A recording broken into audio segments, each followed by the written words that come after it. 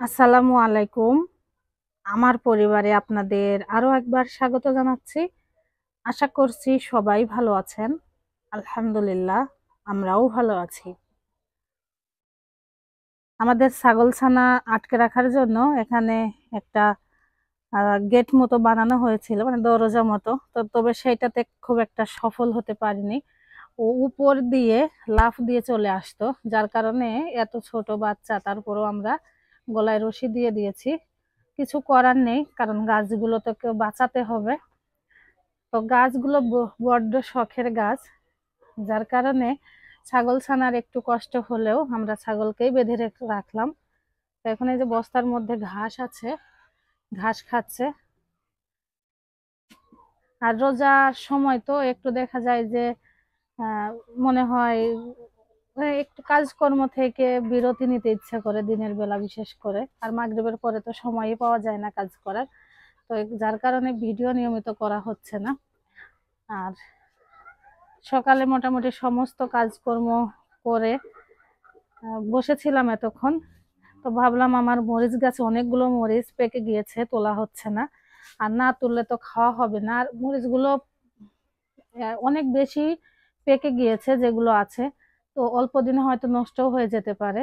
এ কারণে ভাবলাম যে আজকে মরিচগুলো তুলে নিই। আজকে রোদের তাপ যেমন বেশি, গরমও বেশি, কিন্তু মাঝে মাঝে একটুখানি বাতাস আসছে, বেশ ভালো লাগছে। তা আমাদের স্ট্রবেরি গোয়াভা গাছে প্রথম দিকে আমরা ভেবেছিলাম এগুলো হয়তো ফুল এসেছে। মানে এমন সুন্দর হয়েছিল, কেমন ছিল আপনাদেরকে একটু দেখাই। এই যে এটার মাথায় যেমন হয়ে আছে না, ঠিক এমন অবস্থাতেই ছিল। তা আমরা ভেবেছিলাম যে হয়তো ফুল ধরেছে, মানে ফুল হবে। পরে গিয়ে দেখি না, এগুলো হচ্ছে নতুন পাতা বেরিয়েছে। তো নতুন পাতার সংখ্যা মোটামুটি বেশ অনেকগুলো হয়েছে। আর ফুল হচ্ছে যে নিচে দুইটা ধরেছে, দেখতে পাচ্ছেন এই দুটো। আর তার সাথে এদিকে আরেকটা।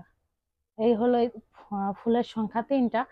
আর নতুন কোনো ফুল আসেনি, আসবে কিনা সেটা তো এখনো বোঝা যাচ্ছে না।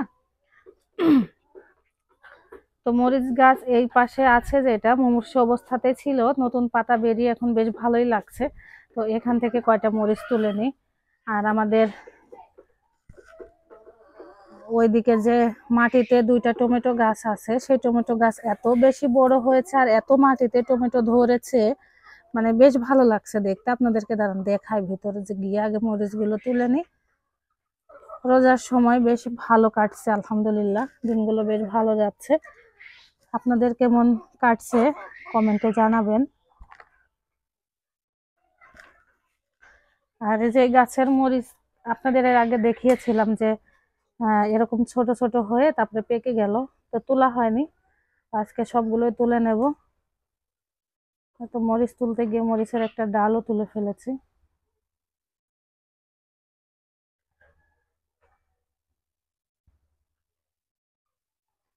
মরিচ পেকে গেলে এটা, এই বোটাটা একটু নরম হয়ে আসে, তবে এটা বেশ শক্ত, যার কারণে ডাল ছিঁড়ে গেল। ছোট ছোট মরিচ এদিকে আরো আছে। এই গাছের গুলো বীজ রাখবো, এই কারণে এগুলো তুলে আলাদা করে ফেলবো। আর এই গাছে যে ছোট মরিচ ধরেছে এগুলো তুলে নিই। দেখুন,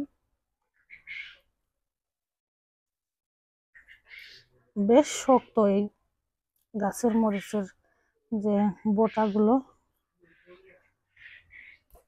এখন আর বেশ লম্বা এই বোটাটা।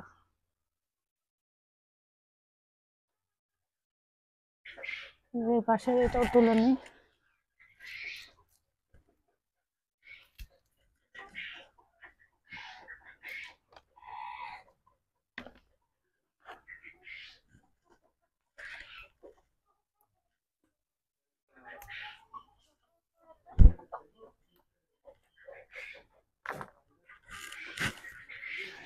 আমাদের এই গাছে প্রথম ফুল এসেছে, মরিচ গাছে বেগুনি রঙের ফুল।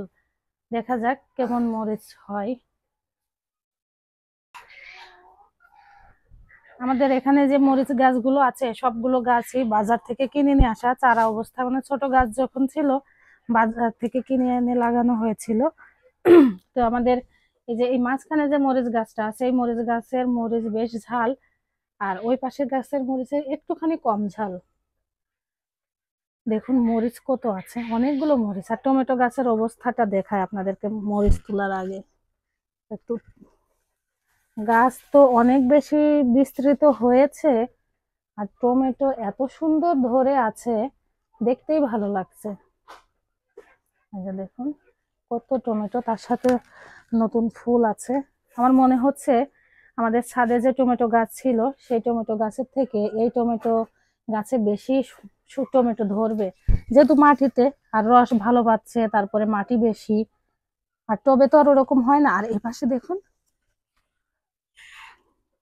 মাশাআল্লাহ কতগুলো টমেটো ধরে আছে। আবার ওই পাশে দেখুন একেবারেই টমেটোতে ছেয়ে আছে, ভালো লাগছে দেখতে। এদিকেও আছে, মানে পাতার ফাঁকে এত টমেটো। আর এই জায়গাটা ওয়াও,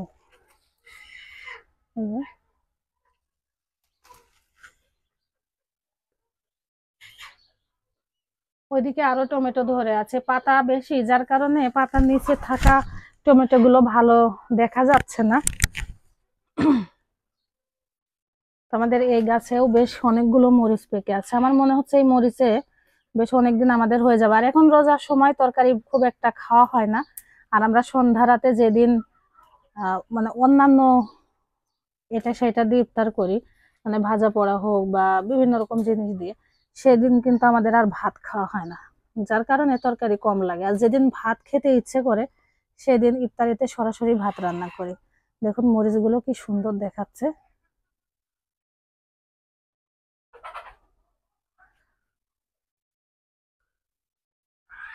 মরিচ বেশি পেকে যাওয়ার কারণে একটু জ্বরও হয়ে গিয়েছে। তো সবগুলো মরিচ তুলে নেব, আমার মনে হচ্ছে অনেকগুলো মরিচ হবে।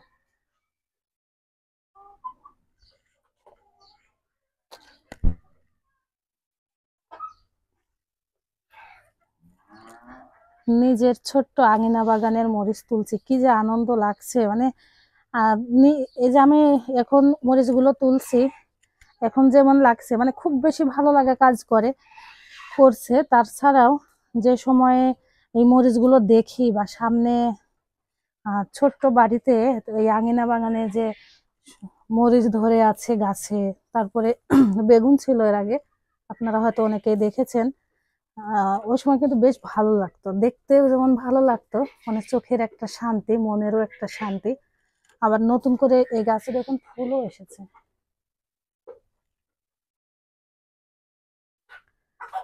কত মরিচ, এই মরিচটা একেবারেই শুকিয়ে গেছে।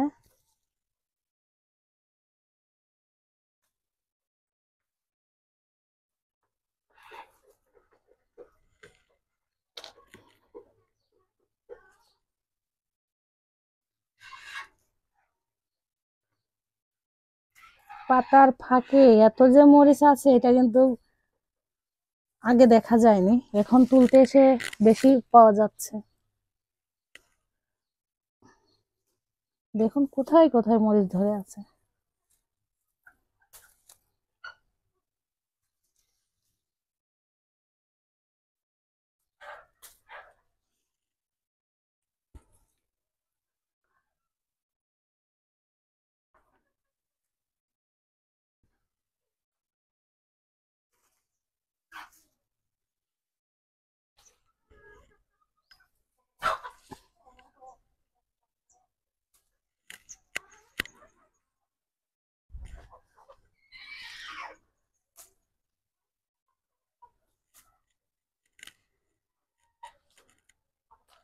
আমাদের সামনের জায়গাটুকুতে গাজরের গাছ লাগানো হয়েছে।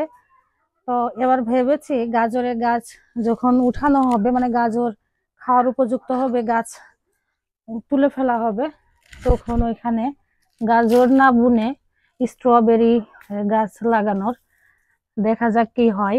তাহলে মেয়ে তো এখন বড় হচ্ছে, একটু খাওয়া শিখছে, মেয়ের একটু মানে অর্গানিক ফ্রুট খাওয়া হবে, যদি মানে লাগানো হয় বা যদি ধরে।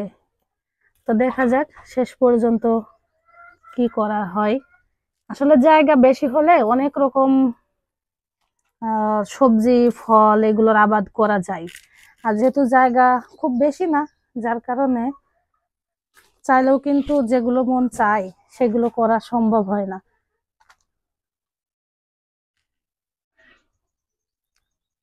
সবগুলো মরিচ তুলে নিয়েছি, বেশ অনেকগুলো হয়েছে। আর কাঁচা মরিচ আছে এখনো, তবে কাঁচা মরিচ এখন আর তুলছি না, ঘরে আছে, ওগুলো দিয়ে যে কয়দিন যাবে, তারপর যখন লাগবে তখন তুলে নেব। আর আমাদের এই পেয়ারা গাছে পাতাতে আর নিচে অনেক বেশি পিঁপড়া ধরেছিল, এই জন্য বর্ণমালার বাবা এখানে পিঁপড়া মারা যে ফিনিশ ওষুধ পাওয়া যায়, পাউডার, ওইটা দিয়েছে। তো আজকের ভিডিওটি পর্যন্তই। আপনারা ভালো থাকবেন, সুস্থ থাকবেন, সাবধানে থাকবেন। আমার ছোট্ট এই আঙিনা বাগান আপনাদের কাছে কেমন লাগলো কমেন্টে জানাতে একদমই ভুলবেন না। আসসালামু আলাইকুম।